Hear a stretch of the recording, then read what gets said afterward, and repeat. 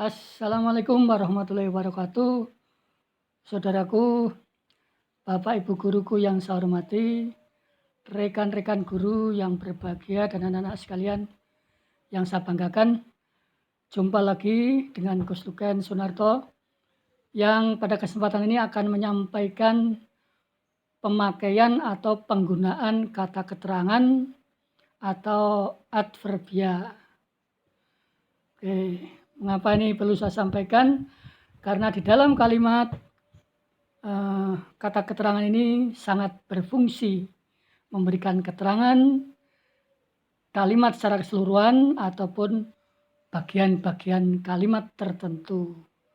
Oke, baiklah, apa dan bagaimana tentang kata keterangan? Mari kita simak berikut ini.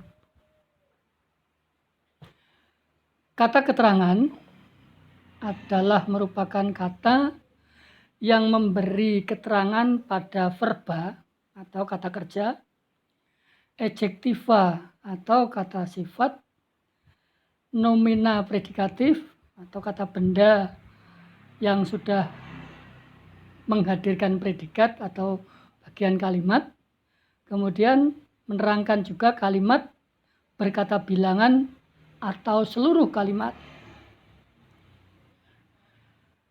Kata keterangan biasanya mendahului kalimat atau mengikuti bagian yang diterangkan. Ini dari pengertian ini maka jelas bahwa fungsi dari kata keterangan adalah menerangkan hal-hal yang sudah saya sebutkan di depan tadi, yaitu verba, adjektiva, nomina maupun bilangan dan seluruh kalimat. Baik, jenis-jenis kata keterangan ini berdasarkan arti dari kata itu sendiri. Jadi jenis kata keterangan menurut artinya. Ini dikelompokkan ada beberapa jenis. Yang ini nanti dari kata keterangan itu mungkin hanya menjelaskan kata tertentu saja atau mungkin menjelaskan sebagian dari kalimat itu atau menjelaskan seluruh isi kalimat. Baik,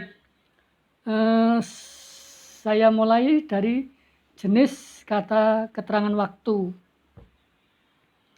Ini contohnya adalah sekarang, lusa, atau kata kini. Ini menunjukkan jenis keterangan waktu. Kemudian yang kedua, jenis keterangan tempat. Misalnya kata bawah, atas, sini, sana, dan sebagainya. Dan jenis yang ketiga adalah kata keterangan keadaan. Misalnya ada kata adjektiva sakit, lalu hadir kata pura-pura sakit. Ya, sehingga kata sakit ini kata sifat, pura-pura ini menunjukkan keterangan keadaan sakit tadi. Ini kalau di dalam kalimat kelompok kata tadi menjabat sebagai jabatan tertentu, bisa sebagai predikat. Misalnya lagi kata percuma, lalu kata mahal. Ini menunjukkan jenis kata keterangan keadaan. Lalu kata keterangan situasi dengan santai misalnya. Kata santai adalah kata sifat atau keadaan, kalau dengan ini kata keterangannya. Jadi kata-kata dengan itu menerangkan situasi keadaan santai tadi. Dengan santai. Sambil tersenyum. Tersenyum adalah kata sifat, sambilnya ini menerangkan kata sifat tersenyum. Jadi sambil adalah kata keterangan yang menunjukkan situasi tadi. Lalu yang kelima adalah kata keterangan yang menunjukkan jumlah. Banyak, cukup, beberapa misalnya. 6. Kata keterangan yang menunjukkan derajat, tingkatan derajatnya. Hampir selesai misalnya. sekali hidup, lebih baik, lebih merah misalnya. Kata-kata hampir, sekali, dan hidup menunjukkan jenis kata keterangan yang menunjukkan derajat. Yang ketujuh, jenis kata keterangan yang menunjukkan perbandingan, seperti umpama, sebagai misalnya. Berikutnya adalah kata keterangan yang menunjukkan alat, misalnya ia membunuh dengan pisau. Pisau ini kata benda diterangkan oleh kata keterangan dengan, sehingga dengan pisau menunjukkan keterangan alat.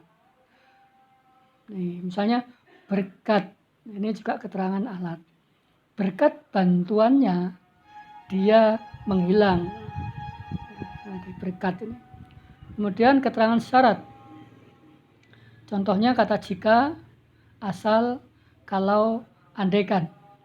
Yang ke-10 kata keterangan sebab. Misalnya kata sebab, kata oleh karena itu. Yang ke-11 kata keterangan yang menunjukkan alasan, sehingga, sampai, akhirnya. Ini adalah kata-kata keterangan yang menunjukkan alasan. Ke-12 kata keterangan yang menunjukkan akibat. Misalnya sehingga, sampai, akhirnya. Ke-13 kata keterangan yang menunjukkan tujuan, supaya, agar, untuk, buat. 14 kata keterangan yang menunjukkan kesungguhan atau kepastian. Misalnya pasti, tidak, memang, jangan. Terakhir adalah keterangan yang menunjukkan modalitas. Contohnya agaknya, lalu mustahil. Nah, itulah 15 jenis kata keterangan yang maknanya sesuai dengan makna yang diterangkan. Nah, sekali lagi, kata-kata keterangan itu memberi keterangan kepada kata kerja, kata sifat, kata benda predikatif, kalimat berkata bilangan, atau seluruh kalimat. Tempat dari kata-kata keterangan itu bisa mendahului kalimat atau mengikuti kata yang diterangkan. Oke, contoh penggunaan. Ia selalu mengganggu adiknya. Ada kata mengganggu, ini adalah verba. Lalu diterangkan. Tidak hanya satu kali, tapi 2 kali, atau tapi sering kali, atau selalu. Jadi kata selalu ini menunjukkan, menerangkan kata kerja mengganggu. Selalu mengganggu. Sehingga kata selalu mengganggu itu berfungsi sebagai predikat dari kata ia. Ia subjek, selalu mengganggu adiknya objek. Kalimat yang kedua, ia telah menyambung nyawanya. Kata menyambung adalah kata kerja, diberi telah menyambung, jadi telahnya kata keterangan yang menerangkan kata kerja tersebut. Kemudian kalau ini diuraikan dari SPOK, maka kalimat ia telah menyambung nyawanya, urutannya adalah ia subjek, telah menyambung predikat, nyawanya adalah objek.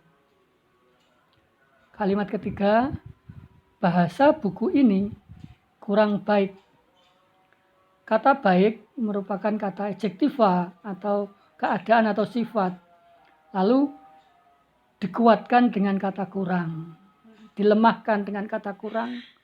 Jadi kata kurang baik, maka di sana karena tempatnya di posisi belakang subjek, maka kurang baik sebagai predikat. Dan yang terakhir, contoh kalimat terakhir, ia bekerja sambil menunggu. Ia sebagai subjek, bekerja sebagai predikat, sambil menunggu menunjukkan pelengkap. Kata sambil di situ sebagai keterangan modalitas. Tuh. Demikian saudaraku, sekelumit tentang apa dan bagaimana ataupun jenis-jenis kata keterangan menurut yang sudah saya ketahui. Mudah-mudahan apa yang saya sampaikan banyak benarnya. Jika ada kekurangan, mohon dimaafkan. Akhirnya, wassalamualaikum warahmatullahi wabarakatuh.